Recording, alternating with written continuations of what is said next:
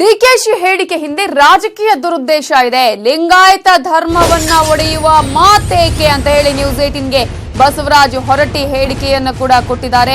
ಡಿಕೆಶಿ ಹೇಳಿಕೆ ನೀಡ್ತಾ ಇರೋದು ತಪ್ಪು, ಇದರಲ್ಲಿ ಲಿಂಗಾಯತರನ್ನ ಒಡೆಯುವ ದುರುದ್ದೇಶ ಇದೆ ಅನ್ನುವಂತಹ ಮಾತನ್ನ ನ್ಯೂಸ್ 18 ಕನ್ನಡಕ್ಕೆ ಬಸವರಾಜ ಹೊರಟ್ಟಿ ಈಗಾಗಲೇ ಹೇಳಿಕೆಯನ್ನ ನೀಡಿದ್ದಾರೆ. ಲಿಂಗಾಯತ ಧರ್ಮಕ್ಕೂ ಅವರಿಗೂ ಏನ್ ಸಂಬಂಧ ಅನ್ನುವ ಪ್ರಶ್ನೆಯನ್ನ ಕೇಳಿದ್ದಾರೆ.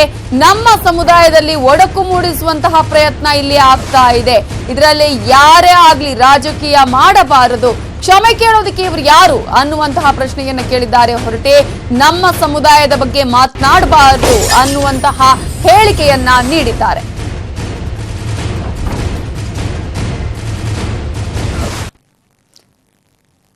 ಇದೇ ವಿಚಾರದ ಬಗ್ಗೆ ಬಸವರಾಜ ಹೊರಟ್ಟಿ ಜೊತೆ ನಮ್ಮ ವಿಜಯಪುರ ರಿಪೋರ್ಟರ್ ಮಹೇಶ್ ವಿ ಶೆಟ್ಕರ್ ನಡೆಸಿದ ಚಿರ್ಚಾಟನ್ನ ನೋಡೋಣ.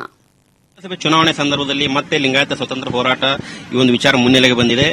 ಲಿಂಗಾಯತ ಸ್ವತಂತ್ರ ಹೋರಾಟ ಮಾಡಿದ್ದು ಅದರ ಬಗ್ಗೆ ಪರವಾಗಿ ಕ್ಷಮೆ ಕೇಳಿದ್ದಾರೆ ಡಿಕೆ ಶಿವಕುಮಾರ್ ಅವರು. ಈ ವಿಚಾರ ಎಂಬಿ ಪಾಟೀಲ್ ಅವರು ಕೇರಳಕ್ಕೂ ಕೂಡ ಸಾಕಷ್ಟು ಕೇಳಿದ್ದಾರೆ. ಅಷ್ಟೇ ಅಲ್ಲದೆ ಇದು ಸಾಕಷ್ಟು ವಿವಾದ ಕೂಡ ಉಂಟಾಗಿದೆ. ಈ ಕುರಿತು ಮಾತನಾಡೋಕೆ ಲಿಂಗಾಯತ ಹೋರಾಟದಲ್ಲಿ ಪಾಲ್ಗೊಂಡಿರ್ತಕ್ಕಂಥ ಬಸವರಾಜ ಹೊರಟ್ಟಿ ಅವರಿದ್ದಾರೆ. ಅವರನ್ನು ಕೇಳೋಣ. ಸರ್, ಈಗ ಡಿಕೆ ಶಿವಕುಮಾರ್ ಅವರು ಕ್ಷಮೆ ಕೇಳಿದ್ದಾರೆ.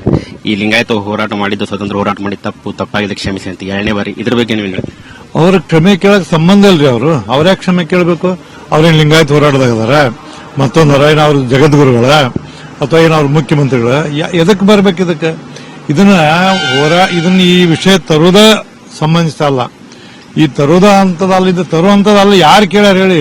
ಈ ಲಿಂಗಾಯತರು ವೀರಶೈವರು ಅವರವರ ಪಾಡಿಗೆ ಅವರದಾರ, ಅವರೆಲ್ಲ ಅವರವರ ಸಹೋದರ ಅಣ್ತಮ್ಮರ ಜಗಳ ಅಣ್ತಮ್ಮರ ಬಗೆಹರಿಸ್ಕೊತಾರ. ಮೂರನೇದವ್ರು ಬಂದಿರೋ ಹಸ್ತಕ್ಷೇಪ ಮಾಡುವಂತ ಸರಿಯಲ್ಲ. ಇದು ಈ ಒಂದು ವಿಚಾರ ಸಂಬಂಧಪಟ್ಟಂತೆ ಎಂಬಿ ಪಾಟೀಲ್ ಅವರು ಕೂಡ ಡಿಕೆ ಶಿವಕುಮಾರ್ ಅವರಿಗೆ ಎಚ್ಚರಿಕೆಯನ್ನು ಕೊಟ್ಟಿದ್ದಾರೆ. ನಮ್ಮ ಧರ್ಮದಲ್ಲಿ ಹಸ್ತಕ್ಷೇಪ ಮಾಡಕ್ಕೆ ಅವ್ರು ಯಾರು ಅಂತ ಕೂಡಿದ್ದಾರೆ. ಈ ವಿಷಯವನ್ನು ನಾನು ರಾಹುಲ್ ಗಾಂಧಿ ಅವರು ಮತ್ತು ಕಾಂಗ್ರೆಸ್ ಹೈಕಮಾಂಡ್ ಗಮನಕ್ಕೂ ತರ್ತೀನಿ ಅಂತ ಹೇಳಿದ್ದಾರೆ. ಇದ್ರ ಬಗ್ಗೆ ಅವರು ನೋಡಿ, ಅವ್ರ ಮಂತ್ರಿಗಳದಾರ, ಅವ್ರು ಕಾಂಗ್ರೆಸ್ ಪಾರ್ಟಿಯಾಗ ಅದಾರ, ಅವ್ರು ಹೇಳೋದು ಸರಿ ಐತೆ. ಅವರವರ ಪಕ್ಷದ ನಾ ಮಾತಾಡೋದಿಲ್ಲ. ಅವರು ಎಂಬಿ ಪಾಟೀಲ್ ಏನ್ ಮಾಡ್ತಾರೆ ಮಾಡೋದು. ಬಟ್ ಎಂಬಿ ಪಾಟೀಲ್ ಇದರಲ್ಲಿ ಈ ಲಿಂಗಾಯತ ಧರ್ಮದ ಸಲುವಾಗಿ ಹೋರಾಟ ಮಾಡಿದಾಗ ಹಿಂದೆ ನಾವೆಲ್ಲರೂ ಬಹಳ ಮುಂಚೂಣಿ ಇದ್ವಿ. ನಾನು ಅಧ್ಯಕ್ಷ ಆಗಿದ್ದೆ, ಹೋರಾಟ ಮಾಡಿವಿ. ಮತ್ತೆ ಹಂಗ್ ಮಾಡಿದಾಗ ಮನಸ್ಸಿಗೆ ನೋವಾಗುವಂತ ಬಂದ್ರೆ ಎಂಬಿ ಪಾಟೀಲ್ ಹೇಳೋದು ಸಹಜ ಐತಿ. ಅವರು ಹೇಳೋದೇನು ತಪ್ಪಲ್ಲ. ಈ ಡಿಕೆ ಶಿವಕುಮಾರ್ ಅವರು ಕ್ಷಮೆ ಕೇಳೋದ್ರ ಹಿಂದೆ ಬೇರೆ ಏನಾದ್ರು ಉದ್ದೇಶ ಅಡಗಿದೆಯಾ? 100% ಬೇರೆ ಉದ್ದೇಶ ಐತೆ ಅವ್ರದ್ದು. ಇದ್ರಾಗ ಉದ್ದೇಶ ಸರಿ ಇಲ್ಲ. ಏನ್ ನಾನು ಇಷ್ಟ ಬಂದಕ್ಕಿಂತ ಈಗ ಇನ್ನೊಂದ್ಸರಿ ರಂಭಾಪುರಿ ಸ್ವಾಮಿಗಳ ಕಾರ್ಯಕ್ರಮಕ್ಕೆ ಅವ್ರು ಕೇಳಿದ್ರು, ಯಾರು ಲಿಂಗಾಯತರು ಇದಕ್ಕೆ ವಿರೋಧ ಮಾಡಿದ್ರು ಅವ್ರು ಕೇಳಿದ್ರು. ಈಗ ಚುನಾವಣೆ ಬಂದೈತಿ, ಮತ್ತಿದನ್ನ ತರುವಂತದ್ದು ಉದ್ದೇಶ ಸರಿಯಲ್ಲ.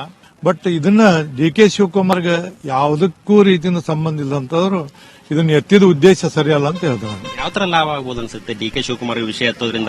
ನನಗೆ ಗೊತ್ತಿಲ್ಲ ರೀ. ಸ್ವಾಮಿಗಳು ಹೇಳಿದ್ರು, ಸ್ವಾಮಿಗಳು ಇವ್ರೇನಂದ್ರೆ ಲಿಂಗಾಯತ ಬಡದಾಡ್ಕೊಂಡು ಇಲ್ಲೇ ಉತ್ತರ ಕನ್ನಡದಾಗ ಇವರೆಲ್ಲ ಸೋಲಿ ಅಸೆಂಬ್ಲಿ ಒಳಗ ನಮ್ ಜನ ಜಾಸ್ತಿ ಬರಲಿ, ನಮಗ್ ಮುಂದೆ ಹೆಲ್ಪ್ ಆಗತ್ತೆ ಅನ್ನುವಂತ ಭಾವನೆ ಇರಬೇಕು ಅಂತ ಹೇಳಿ ಒಬ್ಬರು ಸ್ವಾಮಿಗಳು ನನ್ ಫೋನ್ ಮಾಡಿದ್ರು.